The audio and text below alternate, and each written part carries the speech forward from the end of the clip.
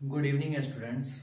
तो कुछ बच्चे ऐसे हैं जो जिनको कुछ चीज़ें ना समझ में आई, तो वो लोग बोले थे कि फिर से बता देना, और वो चीज़ यहाँ पे मैं बताने जा रहा हूँ, तुम ध्यान से देखना। ठीक। Refractive index. रिफ्रैक्टिव इंडेक्स, देखो रिफ्रैक्टिव इंडेक्स ना किसी मीडियम का होता है, समझे। रिफ्रैक्टिव इंडेक्स जो है वो किसी ना किसी मीडियम का होता है, ठीक है। It is for any medium, ठीक है। रिफ्रैक्टिव इंडेक्स किसी ना किसी मीडियम का होता है। अब ये जो रिफ्रैक्टिव इंडेक्स है, ठीक है, ये लाइट का जो कुछ फिजिकल क्वांटिटी, जो लाइट का एक कुछ फिजिकल प्रॉपर्टी है, उससे इसको हम रिलेट कर सकते हैं, समझे। जैसे अगर हम बोलते हैं कि refractive index of a medium, वो क्या होता है? तो वो होता है speed of light in vacuum divided by speed of light in that medium, समझे। ये ऐसा होता है। मैंने ये भी बताया था कि जब लाइट एक मीडियम से दूसरे मीडियम में जब ट्रैवल करता है तो वो अपना स्पीड चेंज कर लेता है, समझे। तो हम यहाँ पे देखेंगे कि ये क्या है हमारा, ये हमारा एक मीडियम है, इसको हम, इस मीडियम को हम बोलते हैं वैक्यूम बोल रहे हैं, और इसको हम बोलेंगे कोई मीडियम बोलेंगे, मीडियम। तो लाइट जो है वो इस मीडियम से, आप देखो ये क्या है, ये नॉर्मल है, इस मीडियम से जैसे ही इस मीडियम में गया अपना स्पीड वो क्या किया, चेंज कर लिया। तुम्हें पता है कि ये क्या होगा, कम होगा, क्योंकि मैक्सिमम जो लाइट का स्पीड होता है वो कहाँ पे होता है, किस में होता है, तो वो वैक्यूम में होता है। तो ये क्या होगा, कम हो जाएगा। कम जैसे ही होगा इसका मतलब क्या होगा, ये टुवर्ड्स नॉर्मल बेंड कर जाएगा। अब ये जो चीज है ना कि टुवर्ड्स नॉर्मल क्यों बेंड करेगा, तो ये तुम लोग चैप्टर सॉरी 12th क्लास में तुम जाके पढ़ोगे, हाइजेंस प्रिंसिपल है, समझे, उसको जाके तुम वहां पे पढ़ोगे। अब देखो यहाँ पे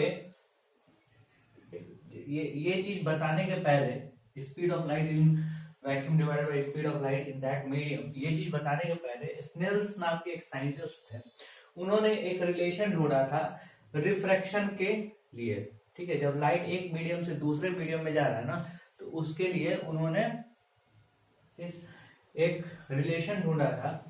तो वो रिलेशन क्या था, तो वो रिलेशन ये था, वो एंगल नापे थे, तो वो रिलेशन दिए थे sine I upon sine R क्या होगा, कांस्टेंट होगा, ठीक है। Sine I upon sine R वो क्या होगा, कांस्टेंट होगा।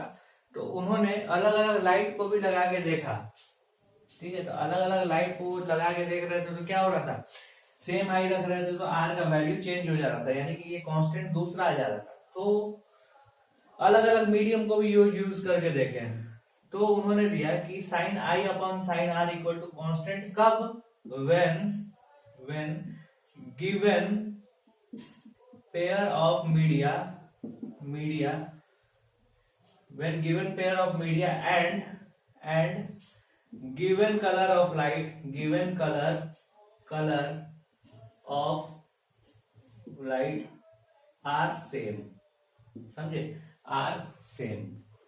अब ये जो है कांस्टेंट का जो वैल्यू है ना, वही हमारा किसके बराबर आ रहा है, तो वो हमारा refractive index of a medium के बराबर आ रहा था, समझे। ये बाद में चल के देखा गया, ठीक है, ये पहले देखा गया कि देखो ये सारा जो फिनोमेना है ना, ये बहुत पहले से देखा जा रहा है, समझे, बहुत पहले से ये जाना गया। ये जो है ना, ये बाद में चल के खोजा गया, जब लाइट स्पीड का जो लाइट है ना, वो पहले हम कैलकुलेट भी नहीं कर पाए थे सही ढंग से, तो बाद में ये चीज आया और उसके बाद देखा गया कि ये इसके बराबर है, समझे।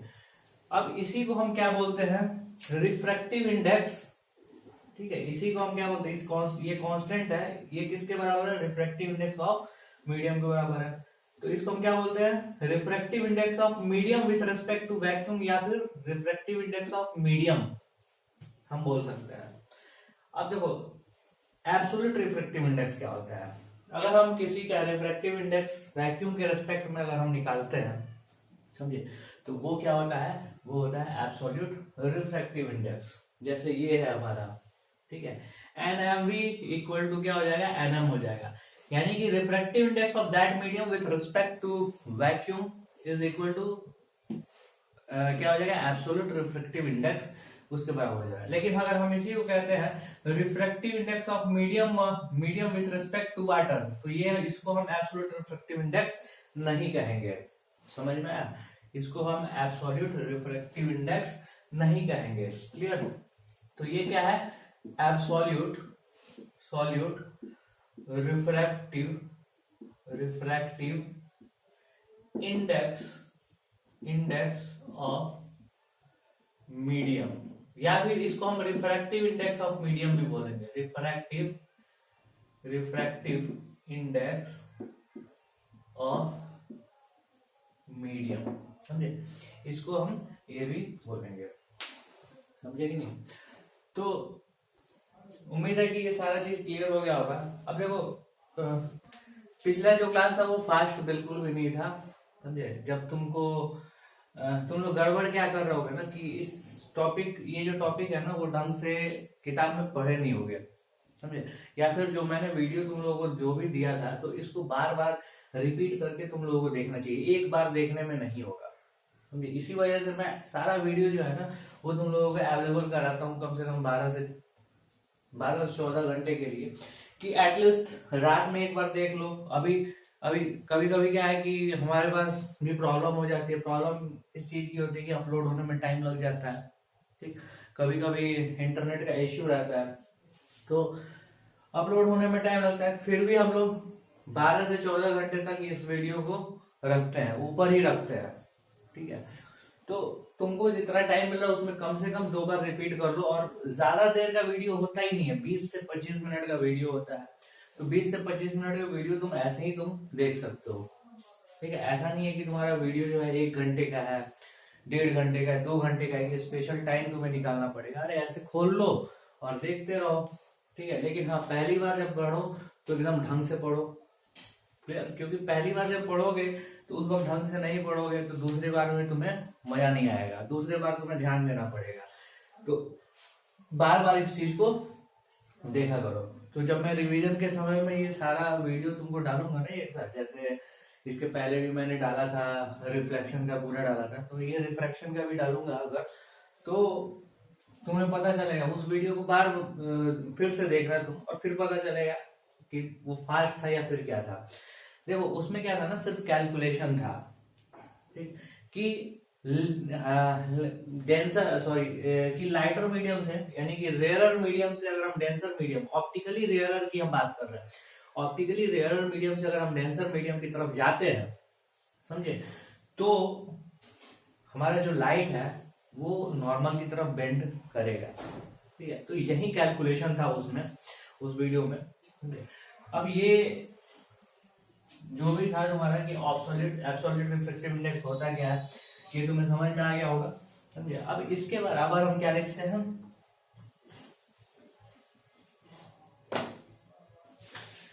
इसको हम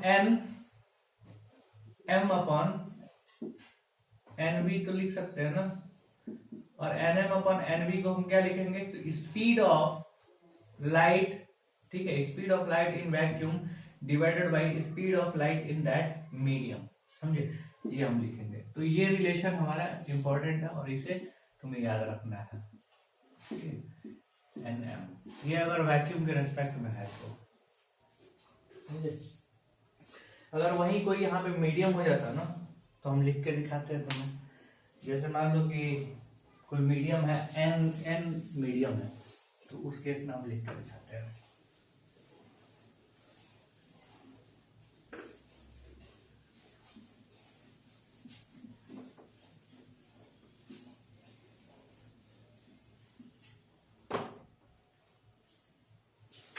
जैसे मान लो refractive index of N M with respect to N, तो इसको हम कैसे लिखेंगे, refractive index of M with respect to यानी कि N M divided by N N, clear. और फिर हम इसको क्या लिखेंगे, स्पीड ऑफ लाइट इन, ठीक है, in medium N divided by speed of light in medium M, इस तरीके से लिखेंगे। और इसको हम क्या बोलेंगे, तो refractive index of medium M with respect to medium N. और इसको हम कभी भी एब्सोल्यूट रिफ्रैक्टिव इंडेक्स नहीं बोलेंगे, इसको हम क्या बोलेंगे, रिलेटिव रिफ्रैक्टिव इंडेक्स, ठीक है।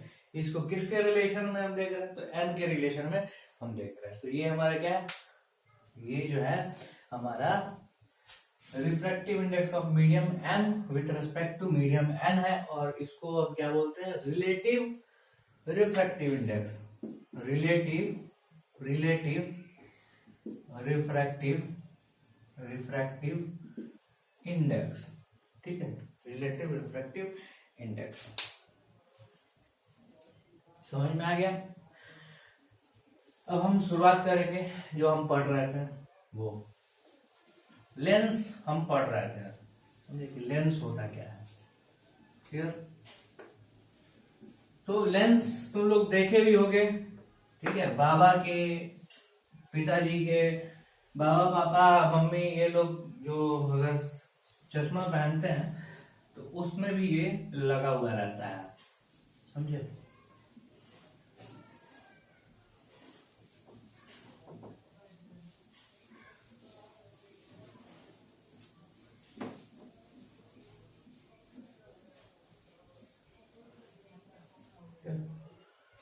तो refraction by spherical lenses, refraction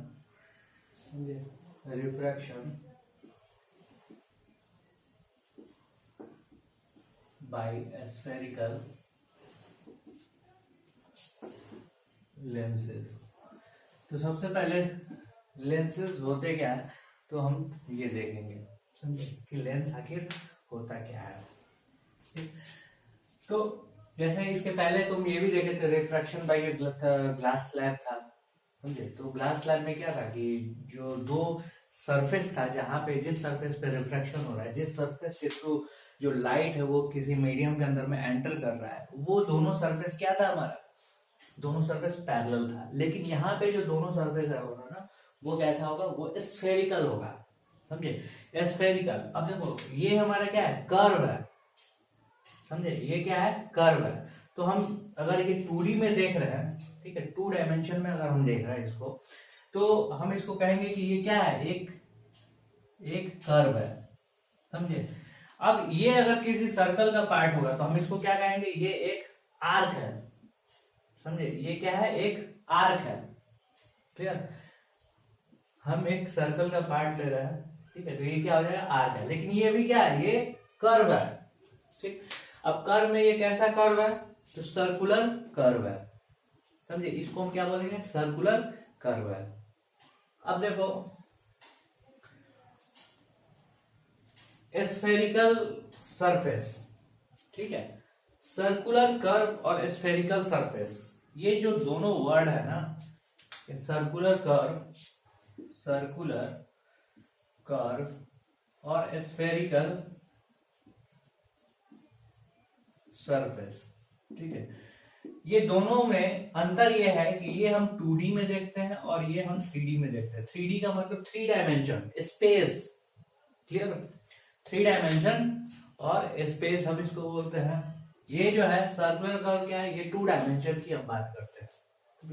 अब बोर्ड पे हम कभी भी दिखा नहीं सकते हैं कि 3 डायमेंशन में कोई लेंस कैसा होगा, समझे, बोर्ड पे हम कभी भी नहीं दिखा सकते हैं, समझे। तो इस चीज को समझने के लिए तुम क्या करोगे, कढ़ाई जानते हो ना, कढ़ाई, समझे, कढ़ाई का जो शेप होता है वो इस तरीके का होता है। मतलब क्या होता है ना कि ऐसा सर्कुलर रहेगा, ठीक है, ऐसे तुम देखोगे ना तो क्या होगा, एकदम प्लेट की तरह दिखेगा, लेकिन जैसे ही इधर से देखोगे तो क्या होगा, कुछ बल्जिंग होगा, कुछ उठा हुआ पार्ट होगा, समझे कि नहीं, कुछ उठा हुआ पार्ट होगा। तो दो कढ़ाई को अगर तुम ले लो, ठीक है, दो कढ़ाई को ले लो और ऐसे तुम ऐसे इस तरीके से लगा दो, या फिर कढ़ाई को ले लो और उल्टा उल्टा ऐसे लगा दो, क्लियर। तो ऐसे लगाएंगे या फिर ऐसे लगाएंगे तो कुछ 3 डायमेंशनल शेप होगा ना, समझे। तो जब हम इस तरीके से लगा रहे हैं, इस तरीके से लगा रहे हैं, तो इसको अगर हम 2D में देखेंगे, यानी कि इस पेपर पे हम बनाने की कोशिश करेंगे, समझे। तो पेपर पे बनाने की कोशिश करेंगे तो ये हमारा इस तरीके से बनेगा, समझे। लेकिन जब इस तरीके से होगा कढ़ाई, तो ये हमारा क्या होगा, ऐसा बनेगा, समझे। ये हमारा क्या होगा, इस तरीके से ऐसा बनेगा, समझे कि नहीं। अब देखो ये बना ऐसा, हम 2D फिगर है ये, समझे। अगर हम साइड व्यू देखेंगे, मतलब इधर से अगर देखेंगे इसको भी और इसको भी, समझे, साइड से अगर हम देख रहे हैं, देखो ये हमारा इस तरीके से बना, तो हम ऐसे देख रहे हैं तो ये हमारा ऐसे दिख रहा है, और हम जब साइड से देखेंगे तो हमारा ये कैसा दिखेगा, तो हमारा एकदम से ऐसे दिखेगा, एकदम से सर्कल दिखेगा, समझे। अब इस केस में देखो, इस केस में क्या होगा कि बीच वाला जो पोर्शन है ना वो उठा हुआ रहेगा, ठीक है, वो क्या होगा, बल्ज होगा।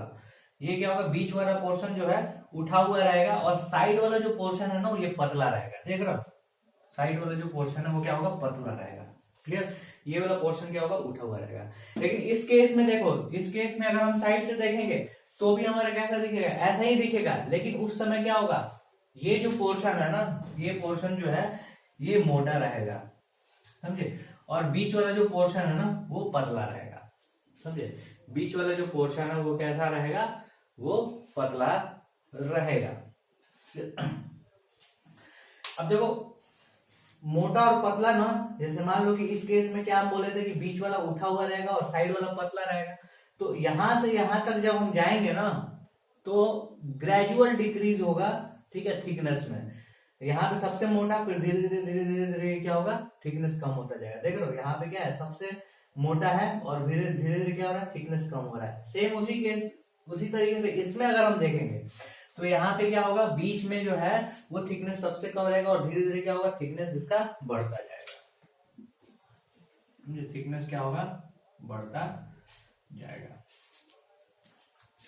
तो ये तो हम बात कर लिए कढ़ाई की, समझे।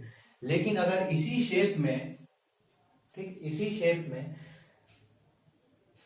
कढ़ाई ना हो के, ठीक है, कोई एक ऐसा मीडियम हो जाए जिसके थ्रू जो लाइट है ना ट्रांसमिट कर रहा है, ठीक, जिसके थ्रू लाइट 99% ट्रांसमिट कर रहा है, ठीक है, तो इसको हम कह देंगे लेंस, समझे। इसको हम क्या बोलेंगे कि ये जो है लेंस है, समझे, ये क्या है, लेंस है, क्लियर।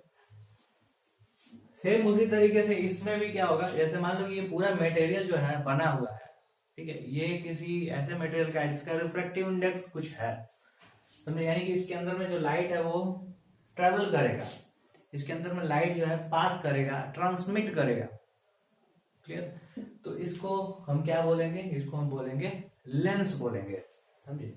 अब देखो ऑप्टिकल एक वर्ड आता है, ठीक है, ऑप्टिकल फेनोमेना, ऑप्टिकल वर्ड एक आता है, तो लाइट से जो भी रिलेटेड है ना, ठीक है, उसको हम कहते हैं ऑप्टिकल। लाइट से जो भी रिलेटेड चीज है इसको हम क्या बोलेंगे, ऑप्टिकल फेनोमेना। ऑप्टिक्स के अंदर में ही आता है, ठीक है, ये जितना भी हम पढ़ रहे हैं ना, ये सारा चीज, रे डायग्राम, ये सारा, ये सब क्या है, एक साइंस का एक ब्रांच है जिसको हम कहते हैं ऑप्टिक्स, इसके अंदर में आता है। और जो फेनोमेना होता है ना, इसको कहते हैं ऑप्टिकल फेनोमेना। जैसे इसके अंदर लाइट जा रहा है तो वो किस किस तरीके से वो ट्रांसमिट हो रहा है, नॉर्मल के टुवर्ड्स जा रहा है, उससे अवे फ्रॉम नॉर्मल जा रहा है, समझे। तो ये सब क्या है, ऑप्टिकल फेनोमेना ऑफ लाइट है, इसको हम इस तरीके से बोलते हैं, समझ में आया। तो ये जो है लेंस, इसको हम क्या बोलेंगे, लेंस बोलेंगे। ठीक, अब देखो ये मीडियम और ये मीडियम दोनों अलग अलग होगा, समझे, ये मीडियम और ये मीडियम क्या होगा, दोनों अलग अलग होगा। तो कुछ टाइप्स है लेंस के, वो हम देख लेंगे, समझे।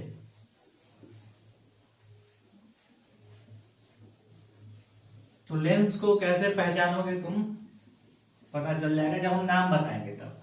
ठीक है, तो टाइप्स ऑफ लेंस, तो टाइप्स ऑफ लेंस, तो टाइप्स ऑफ लेंस में देखो ये हमारा क्या है, इसको हम बोलते हैं डबल कॉनकेव, ठीक है, double convex lens, double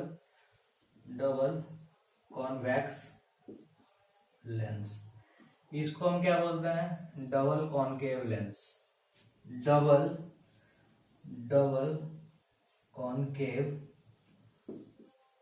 lens, clear.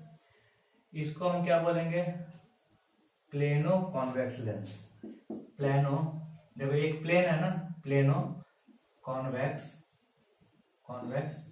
Lens. इसको हम क्या बोलेंगे, plano concave lens, plano concave lens. ठीक, अब देखो ये जो है हमारा, इस टाइप के लेंस को हम बोलते हैं, इस टाइप का भी लेंस होता है, समझे, और एक हमारा होता है इस टाइप का भी लेंस होता है।